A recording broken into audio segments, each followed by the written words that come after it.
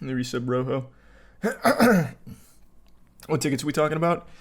Well, the big one right now is the My Chemical Romance one, but I wanted to talk about like the nastiness of tickets in general, and also I want to learn a little bit more about it because it seems deeper than I initially thought. Ticketmaster's obviously a huge villain, but it seems like a lot of the time they're the fall guy for the greed of the bands performing, or the artists performing, not always bands. And I didn't know that. What's the most you've paid for a ticket? I haven't been to many shows. I think the most expensive ticket I ever bought, I don't think I've ever paid more than like 200 beans for a ticket.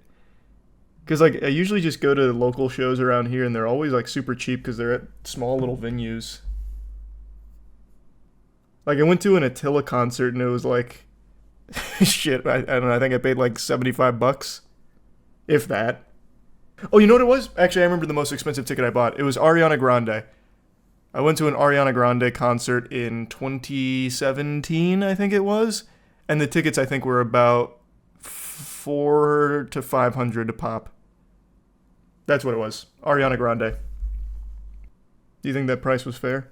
No, we had terrible seats. Absolutely not. No.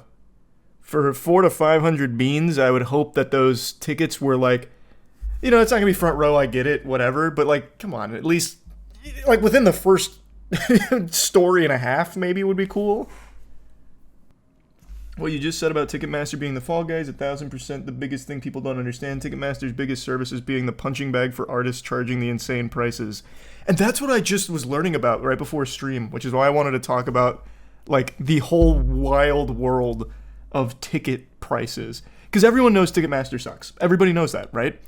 Who doesn't hate scalpers? I like everybody knows that. What I didn't know, here, we'll just go ahead and start getting into it. What I didn't know, in a case like this, where My Chemical Romance tickets are like $700 for like not great tickets, like at a not great area, like it's not Ticketmaster. So My Chemical Romance is doing fluctuating demand pricing. So the bigger demand, the bigger the price. That's their decision. That's entirely My Chemical Romance's decision. So this article talked about it a little bit down here, where according to the screenshot of the Ticketmaster website, tickets were priced anywhere from $63 to $695. And then it goes on to talk about, where is it? Here. The ticket prices soared later on in the sale, prompting speculation among fans that the band had opted into dynamic pricing. The controversial practice inflates ticket prices based on demand, and it's now understood that it can be turned on or off by artists. So while Ticketmaster rightfully is like a spittoon that everyone takes turns hawking loogies in, it is a lot of the times, it seems, the band's decision for outrageous prices. Like dynamic pricing is something My Chemical Romance decided on, or at least whoever manages them. Do people still listen to My Chemical Romance? They are still, even though I don't think they've released a new song in years. Well, that's not true. They had like 2 songs a few years ago they released when they came back. But they are still a massive band. I mean, I still listen to a couple of their songs like Helena, Ghost to You is their best one. But I mean, I would never pay prices like this. Holy. My pit ticket for My Chemical Romance was nowhere near this much. This is an hour after I bought it. Fuck resellers. $7,000 is a whole car. Section F, row 2. $6,700 for a My Chemical Romance ticket. Followed 21 Pilots on tour for only 5 shows this most recent tour, and it drained my bank account. They don't do fluctuating prices. It's all resellers scamming people. Yeah, I don't think every band that uses Ticketmaster does fluctuating prices. I was reading like some of the responses to this like on Reddit. Apparently Robert Smith of The Cure called out Ticketmaster on their bullshit and even mentioned that artists use dynamic pricing. They know exactly what they're doing. So not every artist is going to opt into doing that, but it does seem like Ticketmaster shoulders a lot of the blame for artists, even though it's the artist that is deciding some of the prices and the decisions with it. Apparently the most expensive concert ticket was a $168,000 for Led Zeppelin concert. Holy. Even $600 is a scam? Yeah, no shit, man. It is. Like, you have to keep in mind, these are not front row seats you're getting for $700.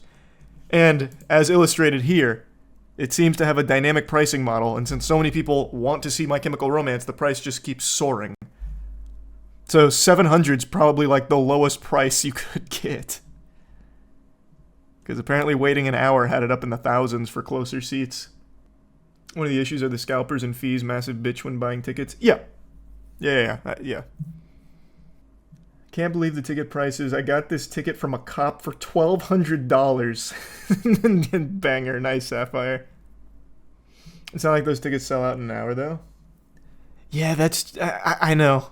I don't understand. Like, there's still so much I guess I didn't know about the Ticketmaster model. It's just very interesting. What's the most you would pay to see Deftones? I don't know. They have a concert coming up. Actually, you know what? That's a really good thing to check in. How much are Deftones tickets right now? So, February 25th for Portland, Oregon Deftone tickets, it is...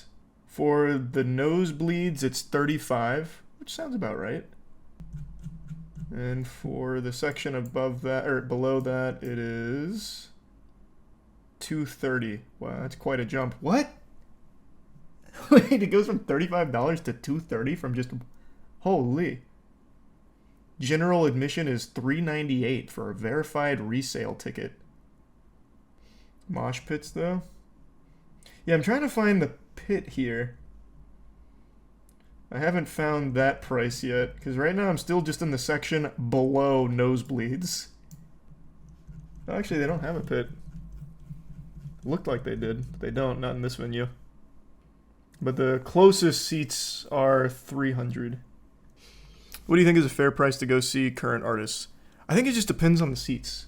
Like, honestly, I think 35 for nosebleeds for a band of, like, Deftones size, that doesn't bother me. But going just one below that, all the way up to 300, that's absurd. It should be like a logical jump. Like maybe you double it. So 30 to 60 to be down there. And then like the front row, like in the 150, 200-ish. I think would make a lot more sense.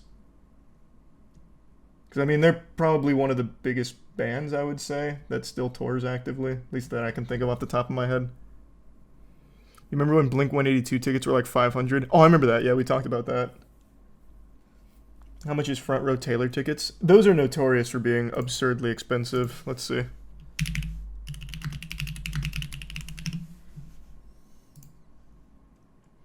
My God. For the Toronto, Canada show, November 21st, the Rogers Center, lowest ticket price is $1,083. Jesus.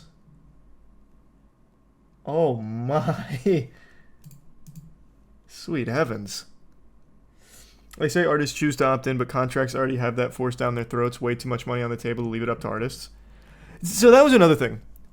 The bands opt in, but, like I said, it could be whoever manages them. So Ticketmaster's owned by Live Nation, which to me seems like that'd be a huge conflict. I mean, I would think, honestly. But I do think you're probably right in some cases where they have it forced into the contract that it's going to be like dynamic pricing and crazy ticket prices.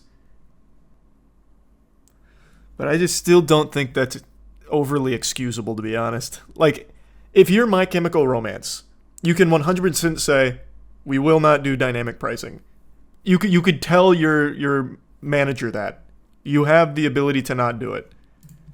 Which is exactly what Robert Smith said.